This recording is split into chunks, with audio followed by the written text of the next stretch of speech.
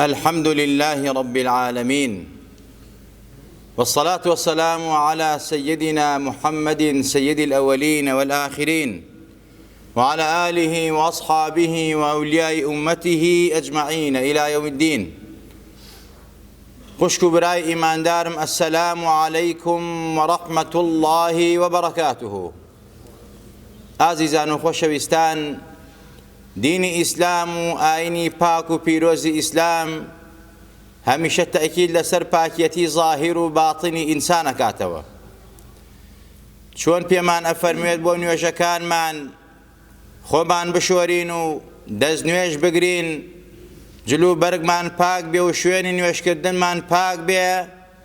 ئەوسا ڕوو لە پەروەردگارمان بکەین و مناجات لە حوزوریا بکەین بە ئومێدی ڕەزامەندی پەروەردگار و دەستخستنی ڕەحمەت و ڕەزامەندی پەروەردگار. بە هەمان شێوە ئەمرمان پێکە ئاینی پیرۆزی ئیسلام بە پاکیەتی ڕۆح و ناخ و دڵ و دەروونمان، ئەخلاق و خوو ڕەوشتمان، هەڵس و کەوت و کار و کردار و گوتارمان کە دوور بێ لە فاحیشە. وەک خوای تەبارەک وتەعالە لە قورئانی پیرۆزە فەرمێت: قل إنما حرم ربي الفواحش ما ظهر منها وما بطن والإثم والبغي بغير الحق. خوای تەبارەک وتەعالە ئەفەرمێ بە خۆشەویست و پێغەمبەری نازدار پێیان بفەرموو: خوای تەبارەک وتەعالە پەروەردگاری من حرامی کردووە فەواحیش کە جەمعی فاحیشەیە، یعنی هەر شتێک مایەی فاحیشە بێ، مایەی خراپە بێ، ئەوە خوای من حرامی کردووە، چ بە ظاهر بە ئاشکرا و چ بە نهێنی و باطن و نادیار و پەنهانی، تاوان و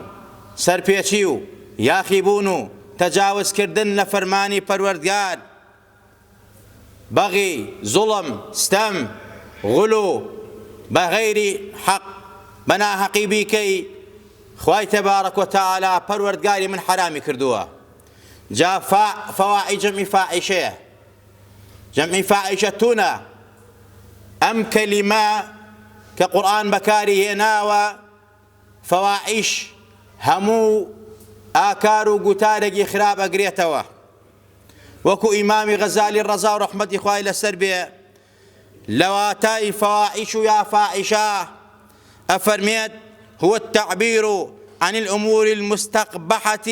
بالعبارات الصريحة. براسي فاحشة يا فواحش عبارة وبريتية لهمو كارو باريكي بيزراو قيزون ديزون كيتر چگوتار بي چقصوتي ناشرين بي چ أو فاحشة أو كار قيزون بي كزيناية كلواطية كمقدمات زناية كنيربازية دول الروي جنابتان، أمانا هموي لجير كلمي فواحش و فاحشة خوي أبينيتوا. بوي عزيزان و خوشويستان، آيني بيروزي إسلام وقت شون أمرمان بيكا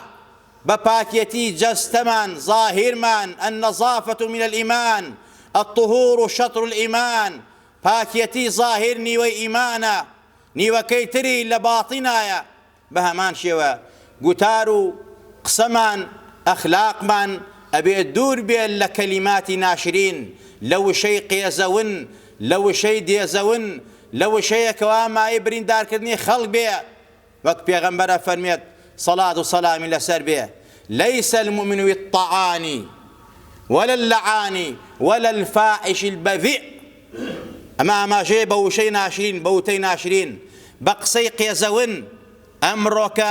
وشوق سي ناشرين لناو خلقا وكو صعبت بكار دهين ريت شان عزيز بيوكن جواندان بباوكو دايك يكتري قصوتن بيكتري تانو تشر ليكتري. أما فاحشة خواب بيغمبر فرميت: قل إنما حرم ربي الفواحش ما ظهر منها وما بطن. بلي بيان خواي من فاحشة آشكرا ونهيني حرام كردوها، وشي ناشرين يكيكلو فاحشانيك براسي إسلام حرامي كردوها. أبي الكلمة الطيبة صدقة كلمة وشي جوان رستي جوان أما صدقية كخواي تبع خير وشاكت بونوسية بهمان شو شي ناشرينيش شر أقا همو سالك براستي لا يكي مانجي قانوني يكمان يكي دوانزا كامرويا همو سالك لم كاتا ناوي روجي روبرونوي آيدز أو نخوشي كشندي كوا عالم جيري خواردو بدستيوا هو كارو سببكي چيا فاعشة بهمو أتاكانيوا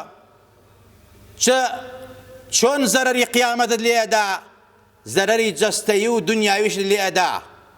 فاعشة قصي خراب وقصي ناشرين بيه تفي على خرابك بلا زينا وليواطون يربازي بهمان شيوا حرام وتاوانا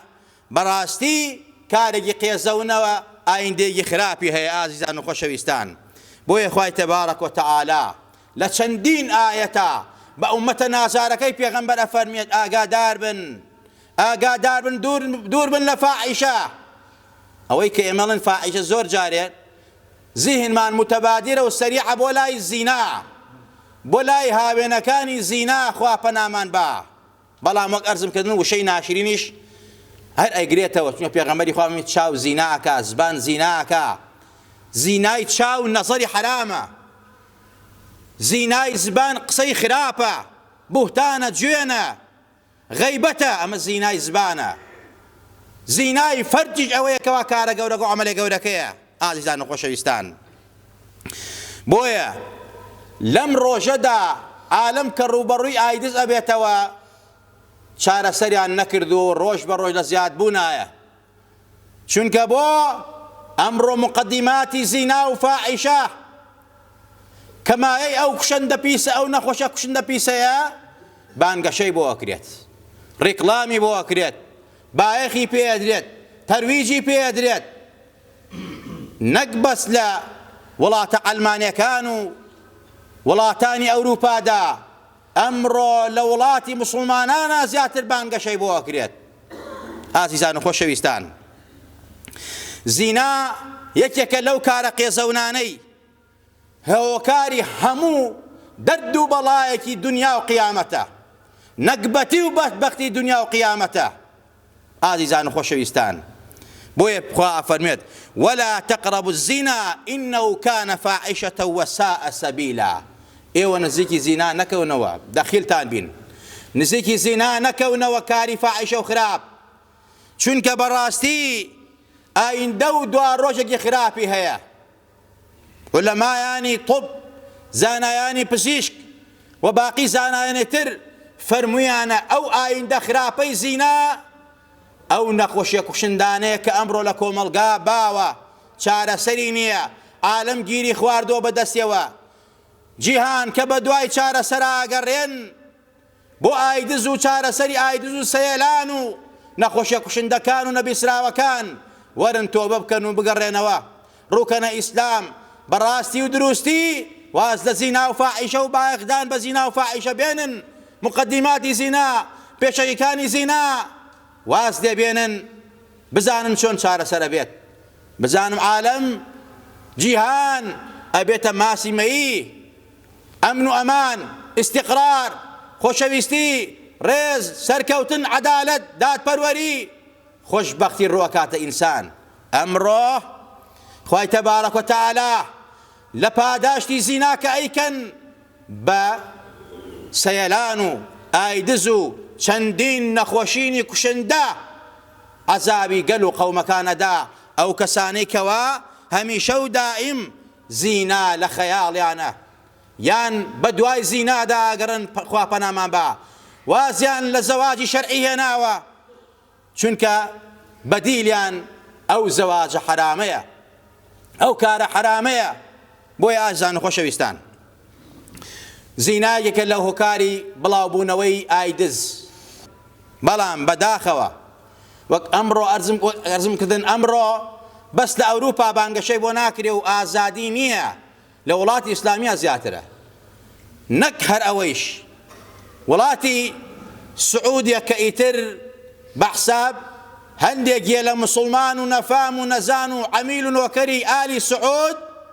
کە لێرە و لەوێ بانگەشیان بۆکەن و بە ئەمیری مسلمانانیان نەزانن و بە وەلی مسلمانان نەزانن، بەڵام وەلی خەمرن، وەلی فاحیشەن. سەیرەکەی ئەم ساڵ و ساڵانی تریش لە وڵاتی سعودیە کە بیلادی تەوحیدە بە حسابیان پایتەختی مسلمان و ئیماندارانە، لە یەوم ڕیاضە ڕۆژی ڕیاض ئەو فەسادی و فاحیشەی کە لەوێ کراوە لە ئەمریکا نەکراوە. گۆرانی بێژی مفسید، خەڵکی نێرباز و تاوانبار، فاحیشەکار لە وڵاتە هێناونیان ڕەقسیان پێکردوون، نەکەرەوەش مجسەمی کەعبەیان دروست کردووە وەک سینەما ئافرەت ڕەقسی تیاکە. ئەمە شتێک نەبووتان بکرێت. تۆڕە کۆمەڵایەتەکان، بەڕاستی تەلەڤیزیۆنەکان، کەناڵەکانی خۆیان بانگەشیان بۆ کردووە بە فتوای ئالی شێخی وەهابی ئەم کارە کراوە. کەسێکیشان نەیانتوانێت ڕوبەڕووی ببنەوە، بەڵکو عوزریشان بۆ هێناوەتەوە وەلی ئەمرە. ئەگەر وەلی ئەمر ئەڵێن بە حسابی خۆیان، ئەگەر شنەکانیشمان داگیرکەن وەلی ئەمرێ ئێمە نابێ قسە بکەین. ئەگەر یەک سەعات لەسەر تەلەڤیزیۆنی زینا بکەن بە بەرچاوی خەڵکیەوە نابێ قسە بکەین، چونکە وەلی خەمرن، چونکە وەلی فەسادن. ئەمە ئیسلامە؟ پێغەمبەر ئەمەی هێنا، سەحابە ئەمەیان هێنا.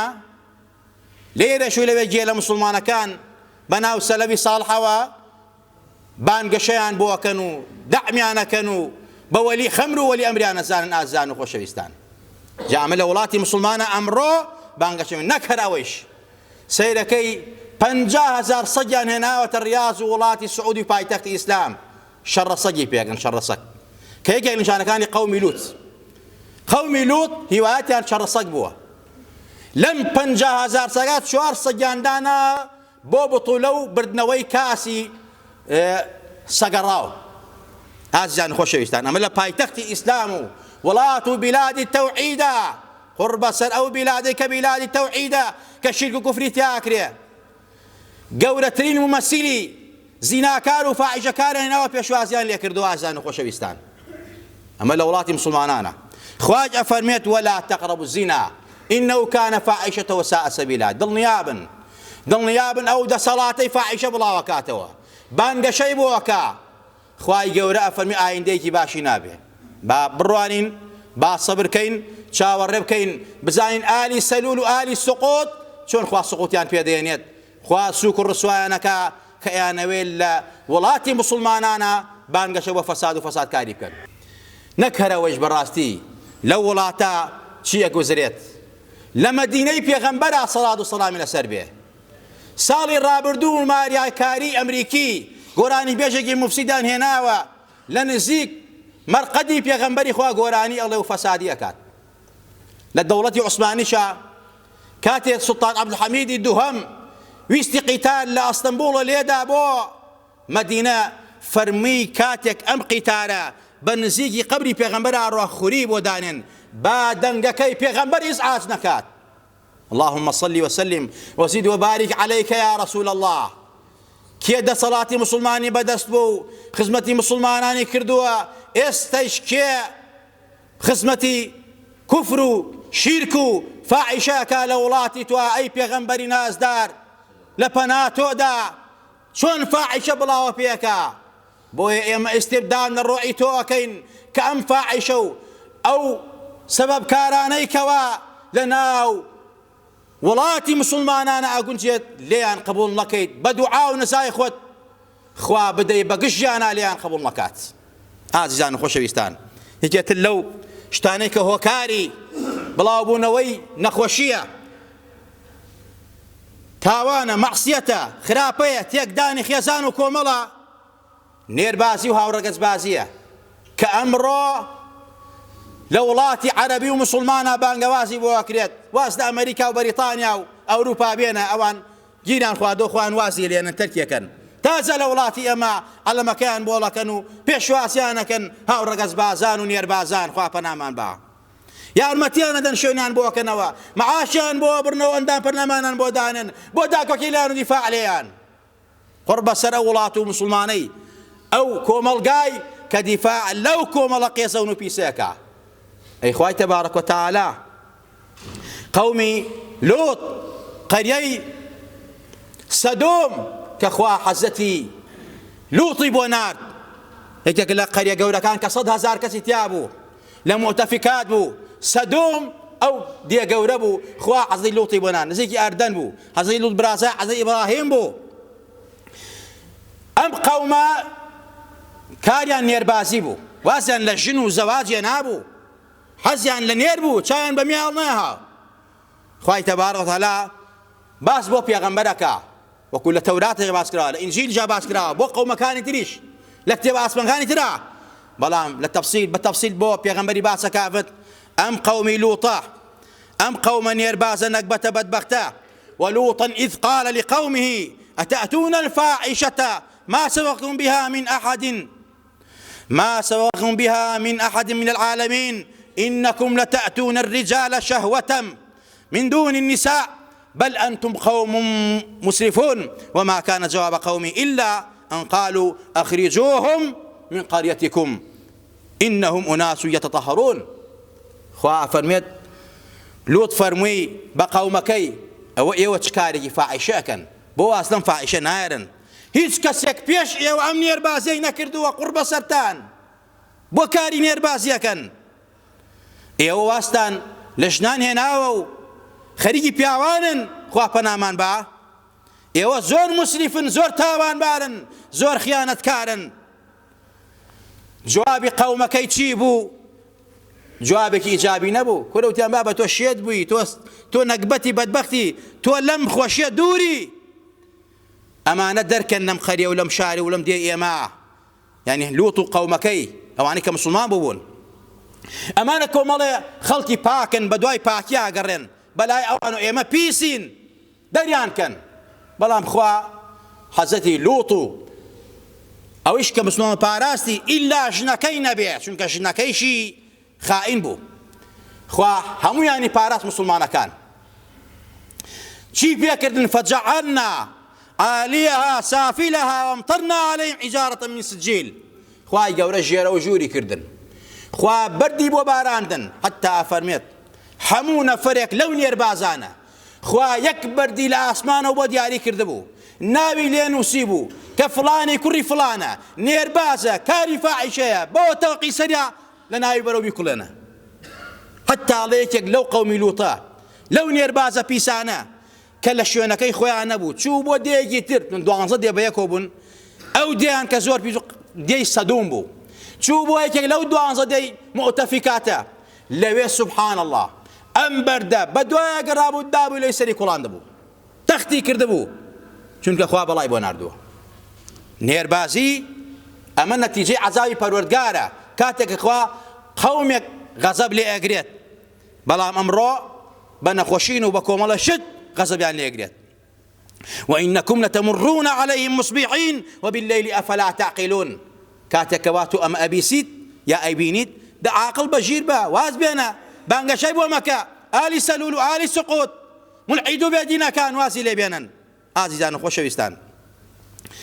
خراپو تاواني نيربازي وزينا او اندق يزوندا او نكاري خراپا خيزانا كان هلا وشينا لسر يكتري تيكيانا دا لسر يكتري خێزان نامێنێ، خێزانێکی دروست نامێنێ. ئەسڵ لە پرۆسەی هاوسەرگیریە ئەوەیە کەوا بەڕاستی وەچە پارێزراو بێ، ئینسان پارێزراو بێ، کولتور و میلەت پارێزراو بێ. ئەگەر زەواجی سەحیح و پرۆسەی هاوسەرگیری دروست نەبوایە، نە کورد کورد بوو، نە عەرەب عەرەب بوو، نە فارس فارس و نە ئینگلیزی نەمابوو، هەمووی تێغڵ بە سەر یەکە. بەڵام ئەوەی کەوا پارێزەری ئینسانیەت و مرۆڤایەتی و وەچەی ئینسانە نیکاحی سەحیح و دروستە، ئەگەر ئەوە نەمێنێت کەس باوکی خۆی ناناسێ و دایکی خۆی ناناسێ، بەڕاستی مرۆڤایەتیش نامێنێ، قەومایەتیش نامێنێ، کەسایەتیش نامێنێ، خێزان نامێنێ، هەڵەوەشێ لە یەکتری. بانگەشەی مولعید و فەساد و هاوڕەگەت بازەکان بۆ ئەوەی ئینسان وەک ئینسان نەژی، جیهان بە دوای چارەسەر ئاگەڕێن، چارەسەر لای ئیسلامە. ئازیزانە خۆشەویستان، اینجا مەترسین نەخۆشین بەهۆی ئەو فاحیشەوە کە بڵاو بێتەوە. پێغەمبەرە فەرمێت صلاة والسلام لەسەر بێ لم تظهر الفاحشة في قوم قط حتى يعلنوا بها إلا فشى فيهم الطاعون والأوجاع إلى آخر الحديث. پێغەمبەری خوا فەرمێت ئاشکرایان نەکردو، ئاشکران نەبووە لەناو هیچ قەوم و هیچ گەلێکە فاحشة وزنا وهاو رقص بازي إلا خوي تبارك وتعالى ما دام أو قوم إعلان كردوا أشكران كردوا إلا خوا فاحشة طاعون وهروها كومل نخوشيني كشندا لنا أنا بلاو أكاتوا كبيشتر لميلتان وقلاني ترى نبوة أمره أبينين لكم القاكاني خمانا كومل نخوشين كبيشتر نبوة كي أيدزي أزاني كي سيلاني أزاني أو همو نخوشين دا أو همو فيروس بيسا كهاتوا كي أيزاني كسني أزاني أزانو خوشويستان بويا براستي يك لوشتاني كما يتيك داني كوملقايا أو نخوشيه بهوي الزنا وفاحشة ودروس أبي أقام الخمام أمشي معجزة وبيغمبر كأفرمت هر قوم إعلانا وفاحشة كرد نتيجة كان نخوشيني خرافة خواب مع عذاب أنا دا أجر عذاب تريشان بونا نيرت بهوي فاحشة كاركانوا انجا وهروها ما ترسي نماني آكار وروشت وأخلاق وكو آماجن بيكر كبراسي كإنسان فاحشة كارو تاوان كارو زنا كارو جوين فروش بو دور بو لحقته دروستي إسلام شيليت يمكتسا أخلاقي جوان وروشي جوان نامنه يتركوا ملقاها الله وشي بسر يكتريا بويا إيمي مسلمان وإيمان دار أبي هميشة دائم لسر دينك خمان بردوان بين يا ساي دينك خمان بردوان بين شارع سرمان سركوتن مان عزت مان بختوري مان سركوتين يا قيامة مان لتمسكوا التزاموا دزقتنا بشريعة إسلام وآزيان خوشويستان لا دان لو شريعته خطو مالو من دالو لا دي لو شريعته لا يا ساكان يو شريعته لا برنامج يو شريعته لهم واكارو رفتارك يو شريعته بالنيابة نتيجة دورانا نتيجة بدبختية نتيجة داماوية للدنيا ولا قيامتها خواه لهم ولا ما خوش به خواه لمن رازبه خواه عقيبة ما خير بيرا خواه لزنا وفاحشة لا مانده خواه ولات من بارزاوكا لقوم يربازكان لها ورقص بازكان لواني كوا خريجي فاحشة وتاوان كارين بانقا شيبوكن لولاتي مسلمانة باخي بيدن خوايا او دا صلاتي او قوي او هيزي بانقا شبو زنا وفاحشة خوايا ليان قبول لكي خوايا سوق الرسوايان كي خوايا لكول مانان كي توا او ملة بارزاو كي لو دا صلاتي كبانقا شبو فاحشة فساديكا خوايا لتبارينوا ولاتي مسلمان باكر ولا فاحشة كاران يا ربي خوايا آلي سلول وآلي سقوط وآلي سعود كأودة صلاة بيسا كوهابيا كان بشجير أنا كان فتوان بودن خوايا ليان قبول لكي ولاتي مسلمان لباكي توا وأمر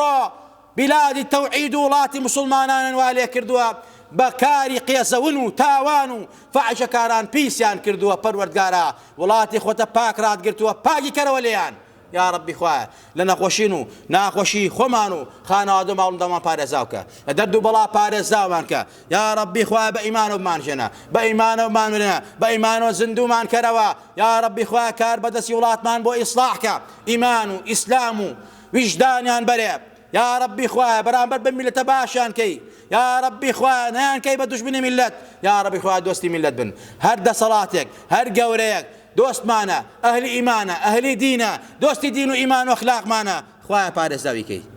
هر كسيك دشمني دين وخاك ولات ونشتيمان مانا خوايا لي قبول لكي يا ربي خوايا لكل ماني كي تواقر قابل هدايتنا به يا ربي خوايا لتبارينوا باسم أعظم خود شفاينا خوش كان مان بي عاقبتي بيرا كان مان بخير بجري إذا هذه جنجة جوانا كان مان بي جنجة كان مان بارز داوكي لو هم بانجة فسادا كأمر راسي جنجان من داماون قرب سرن لهم لايك وفساد رويتك خوايا بارزاوان كي خوايا بارزاوان كي بهمو شوازك فريوانا دن ان خلطيان لنابيان بن عقيديان باوريان اخلاقيان خوايا بارزاوان كي يا ربي خوايا منالو مالي هم لايك من بارزاو كي لفاحشة ولا تاوان ولا خيانة يا ربي خوايا لدبارينوا باسم اعظم خود يا ربي خوايا اوانيك من دالني من دال صالح عن بريه اواني انا وصاني اخويا ابويا صالحكي اواني اخوشاني اخويا شفاعه وبلان وبنرا اواني جيرو غرفتاني مشاكل انا اخويا ابويا شارع سر فرمو يا ربي اخويا دبارينا دعاء كان من يقبلك يا ربي اخويا بزي بمسلماناني غزة وفلسطين بيتوا اخويا اقر بس بردوام به اخويا يهود وقاورو جولك طولو انتقامي مسلمانان سنه طولو انتقامي او